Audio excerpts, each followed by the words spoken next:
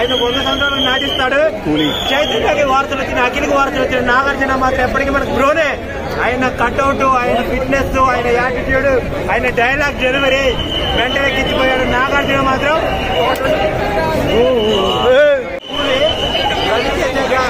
రజనీకాంత్ గారికి అయితే ఇలాంటి మూవీ ఎప్పటికీ రాదు. కాకపోతే కొద్దిగా మనకు తెలియదు ఏంటంటే ఇందులో జైలర్ వీడియో కాల్ రవితేజ గారు చేశారు, రజనీకాంత్ గారు చేశారు కాబట్టి ఆ డిసప్పాయింట్ మూవీ 100 crores తమిళకి ఇచ్చాడు మన నాగార్జున. ఓకే, అమలా మేడం గారు ఒకటే గుర్తు పెట్టుకోండి, మన్మధుని బయటకు వదిలి పెట్టారనుకో మీ పని అయిపోయింది. ఎందుకంటే ఆయన ఈ వయసులో కూడా 26 లో ఉన్నాడు, 65 సంవత్సరాలు 26. ఈ కలెక్షన్ ప్రకారం చెప్పాలంటే తమిళ్లో 74, ఎవరికి రజనీకాంత్ 74 కోట్లు అండ్ మన సత్యరాజ్కి 70 కలపండి 144 కోట్లు తమిళ వసూలు చేస్తుంది.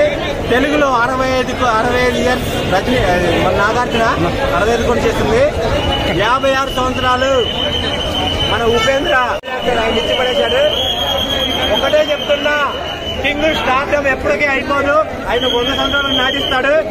చైతన్యకి వార్తలు వచ్చిన, అఖిల్కి వార్తలు వచ్చిన, నాగార్జున మాత్రం ఎప్పటికీ మనకు బ్రోనే. ఆయన కట్అవుట్, ఆయన ఫిట్నెస్, ఆయన యాటిట్యూడ్